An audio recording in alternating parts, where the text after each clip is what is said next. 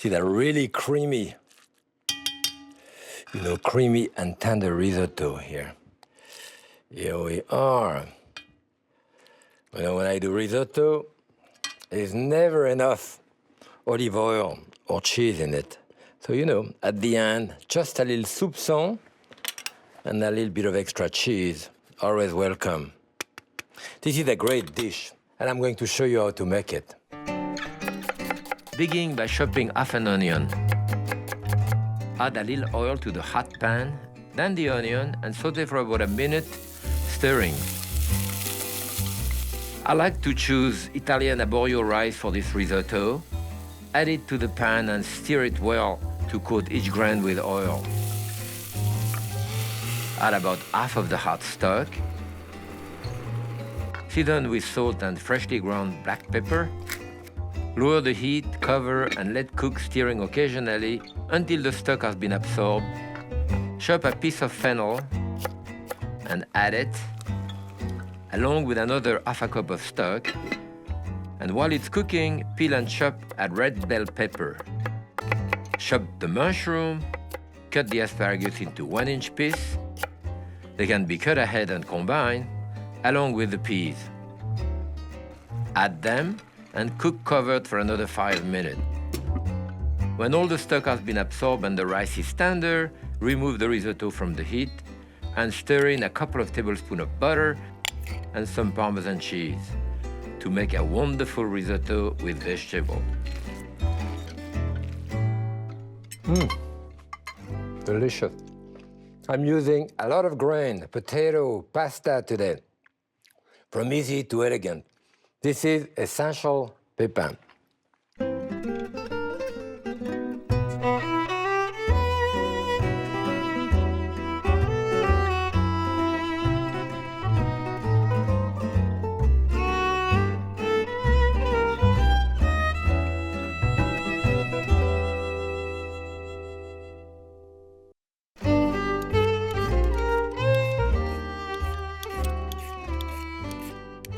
Make sure when you peel potato that you don't have any black eye here to go around. Those are great peelers, so it works good with it. We are going to do Darphin potato, which is a kind of shredded potato sauté into a pancake, a skillet, a sweet potato, a green couscous, and a corn polenta with a mushroom ragu today. So let's get to work. I'm going to start by shredding this. This can be shredded with those. Gotta watch your knuckle here when you use this. And of course, you do it on the thick part of it, not on this part. If, of course, you have one of those wonderful machines, you put them in and just put the potato right there. I wash this one.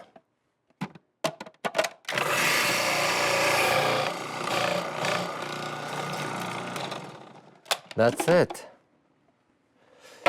We have a little piece of potato left here. Well, we have enough. Here is my potato. What you want to do is take a little bit of the liquid out of it. You see? Okay. More. So this is, where I'm coming in France, we call that pomme paillasson. A paillasson is a doormat because we make it into a kind of flat thing like a doormat. And in Lyon, we call it pomme paillasson. In Switzerland, they call it rusty potato. Here I put some salt on it, a bit of scallion.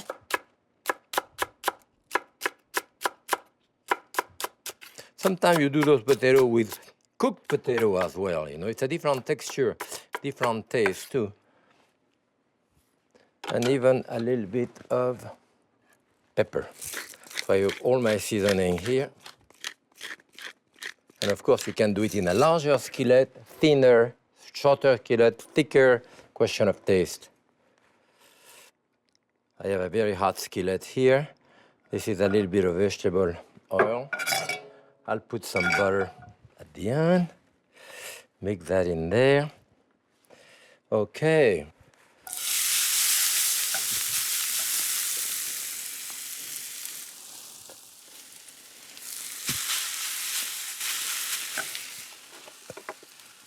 Maybe I even put a little bit of that butter now. That's it, melting around. Now you want to saute it, a couple of times to get a little bit of the fat inside the potato itself. Mixing it this way to give it more taste. And after a couple of times, then you don't touch it, you spread it flat, and you keep that on high temperature.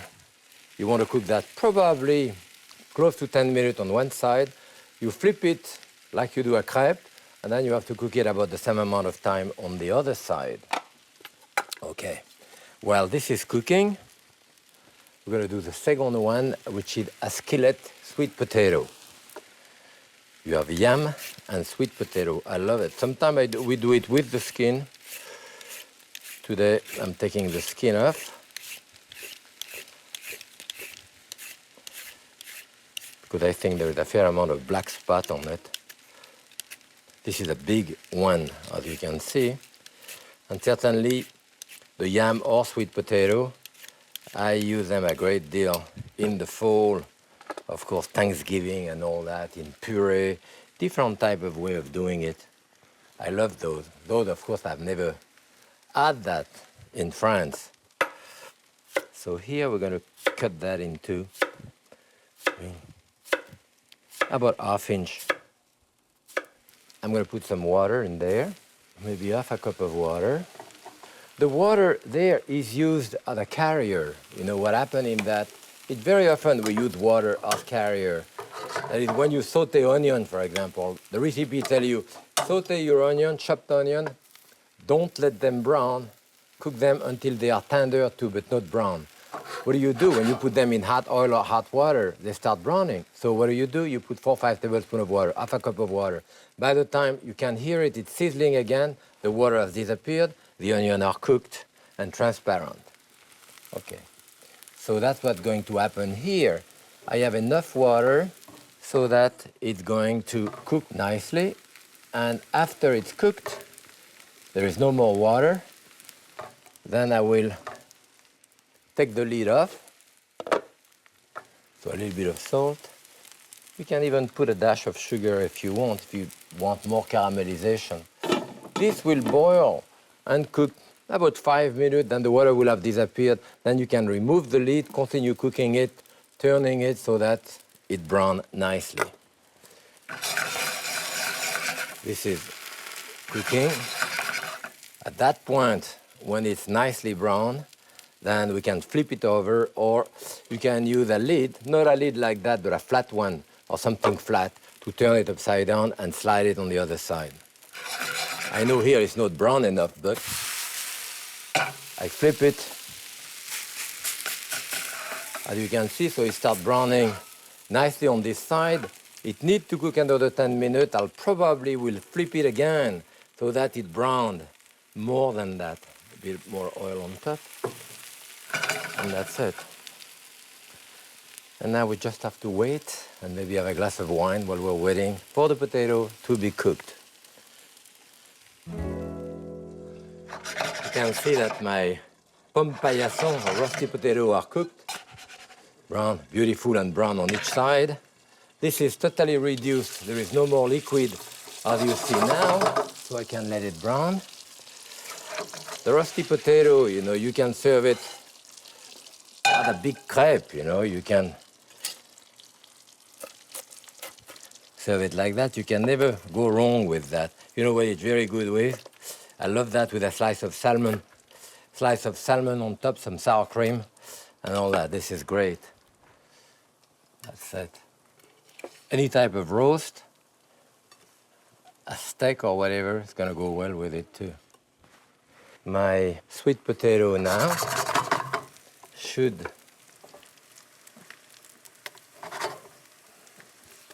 see, they are nice and brown. They're certainly very tender now. You can always put, sometimes I put a little bit of honey in it, you know.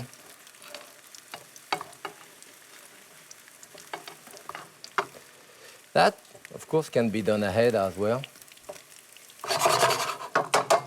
Good. I can arrange the potato on top and maybe a little bit of chives. Bit of green.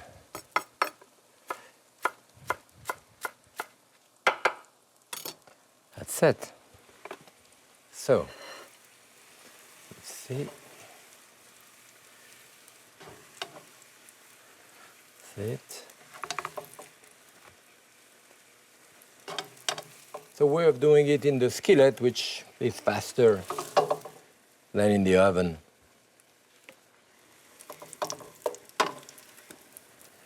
I can overlap them a little bit here. Okay. This one here.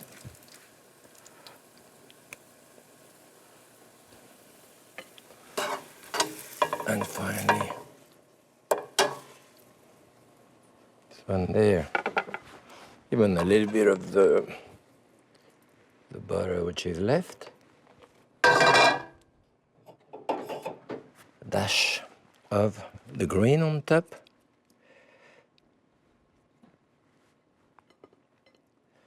And this is a perfect garnish for your turkey, you know. The Darphin potato and the skillet sweet potato. There we are. I'm gonna make a green couscous now. I have 4 different types of herbs. I have basil, tarragon, parsley, chives, and a small clove of garlic.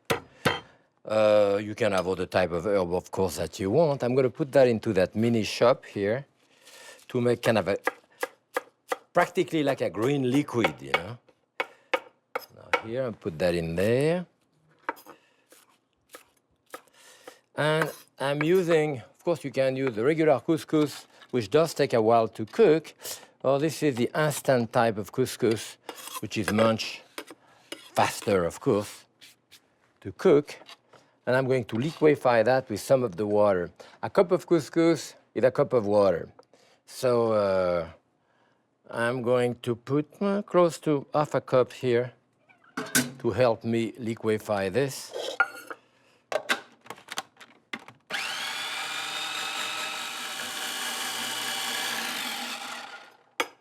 Beautiful. I have a tablespoon of butter in there. So I have the butter in there and 1 cup of couscous. As you can see here, this is an instant couscous. Yeah, 1 cup. What I want to be, yeah, that's it. What I want to make sure, I have a dash of salt with it, and I want to make sure that I stir it so that the butter itself is going to coat the couscous. And then, now I know it's nice and coated. I'm going to put that green liquid in it. Here we are. And then the extra water, I put about half a cup here, so I'm going to put about half a cup here of boiling water. That's it. You stir it. You stir it nicely so it takes. Sometimes I put figs, date, and that's it. You want to cover it and let it set for like 5 minutes at least, and then with a fork you can, you know, fluff it and you can use it. And this is it. I can see now, you know, that you, as I say, you want to get it fluffy like this with a fork. Beautiful. Great with a lobster, great with fish. Here we are here. And as I say, 1 cup of couscous will give you 2 cups. If anything, if ever you do like 5 cups of couscous, you don't put 5 cups of water. Each time you do a cup, I would reduce at least 2-3 tablespoons of water. Otherwise, it gets a little too wet. And that's it. Nice and fluffy now. Really good. And here is my green couscous. I'm going to do a beautiful polenta dish for you today, which is polenta or yellow cornmeal or white cornmeal or harina de maíz too. It's all the same thing from the corn. And basically your proportion is 1:4. So I have half a cup of yellow cornmeal here, 2 cups of water. I'm going to put a dash of salt in there and use a whisk, to sprinkle it in time and stir it as you put it in there because it can lump. In fact, you know what? When I do a lot of polenta like that, like say if I have 3 cups of this, putting it in the water, it tends to lump. So I keep like 1.5 cups of water, cold water. I mix it with my polenta. It's all wet. And then I put it in the boiling water, and then it dilutes. So here it's boiling. As you can see, I'm going to lower the heat to very low and cook it 6-7 minutes. During that time, we are going to do a stew of vegetable. And I'm going to have onion in there, I have garlic, I have tomato, I have mushroom, I have corn, anything that I find in my refrigerator. Oh, maybe 1/4 cup of onion. A little bit of oil there. And maybe a little piece of butter with it. Occasionally, turn your polenta so it doesn't burn. You will notice that if you really do that ahead, it will thicken anyway, and you will have to add water or stock. I mean, I did it with water here. You can do it, of course, with stock as well. Okay, I have my onion here. Your garlic, if you want to do your garlic, hit it on the side like that. Whoop, it goes all over the place.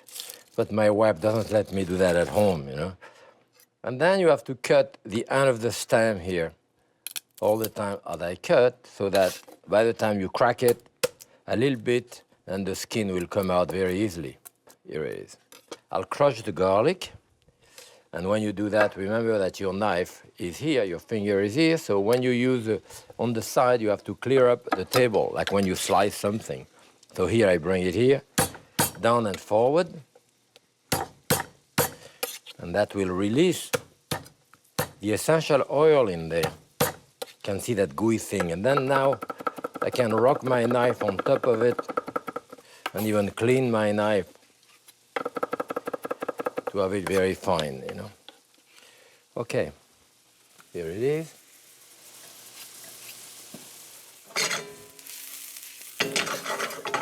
Garlic, onion, I can't live without it. Now look at the mushroom. People say, do I clean up mushroom? Do I wash mushroom?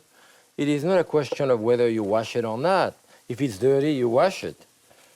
The most important part of it is that when you wash it, and you don't wash it ahead, you don't even wipe your mushroom with a wet towel because you take a protective coating and it starts getting soft and all that. But by the time you're ready to use it, put it in water as I did, wash it. As you can see, I have a fair amount of dirt here.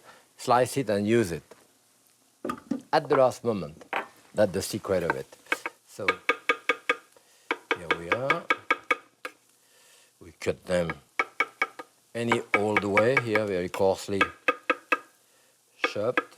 Any type of mushroom too. You could have the same type of mushroom, or 2 or 3 types.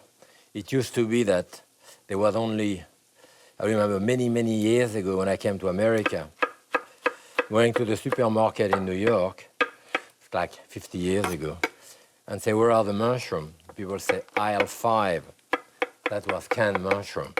There was no fresh mushroom. At that time in New York, you had to go to a specialty store just to get regular white button mushroom like this.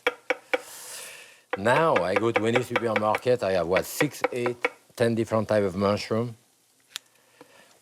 Most of them have no taste, but there is about 10 different types of mushroom.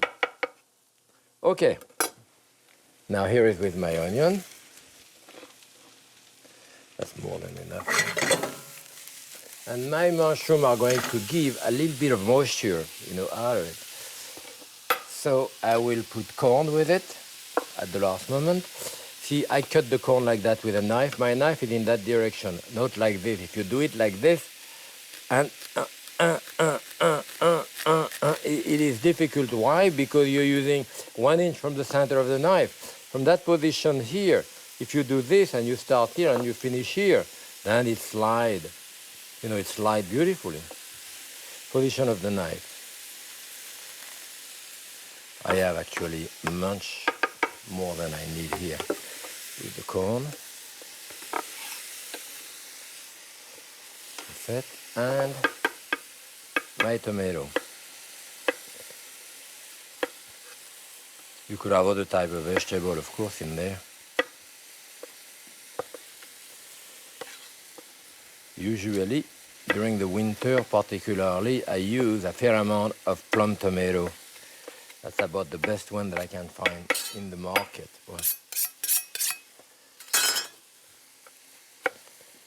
Okay.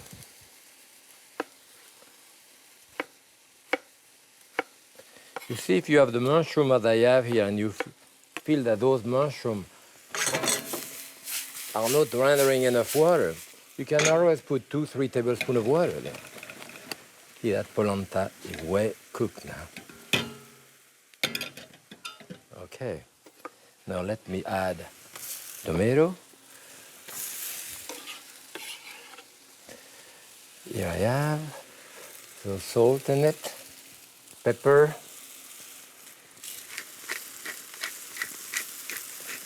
and to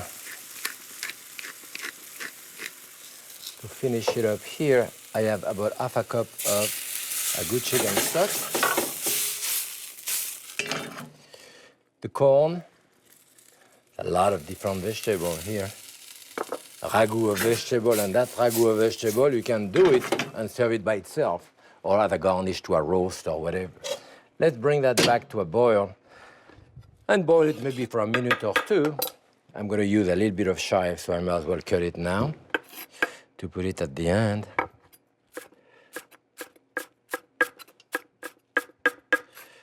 There we are. More than enough. And all I have to do now is to wait for this to finish cooking. I think that I'm going to enjoy a glass of wine in the kitchen. This is a Chignin Bergeron. This is a wine from Savory, an area of France that people don't really know for wine. Nothing to do with Burgundy, Bordeaux, even the center of France or the south. This is in the Alps, but I was born not too far from there, so I enjoy that wine.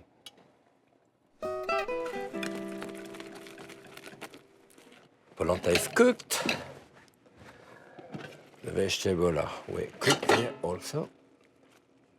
You want them to have nice and runny with a fair amount of juice. That's what I put the chicken stock, because the polenta is thick, Okay, so here we are.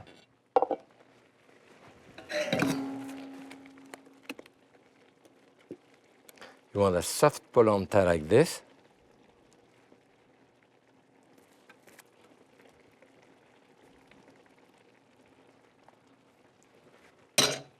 Good.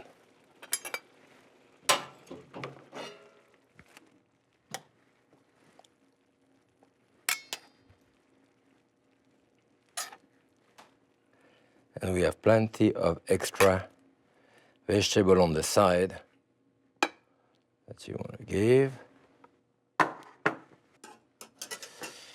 Bit of chive on top. You could even have some cheese, but I think we're going to serve it this way. The corn polenta with the mushroom ragu. Just remember that the kitchen is the most relaxing place in the home. In my home it is. So cook and relax. Happy cooking.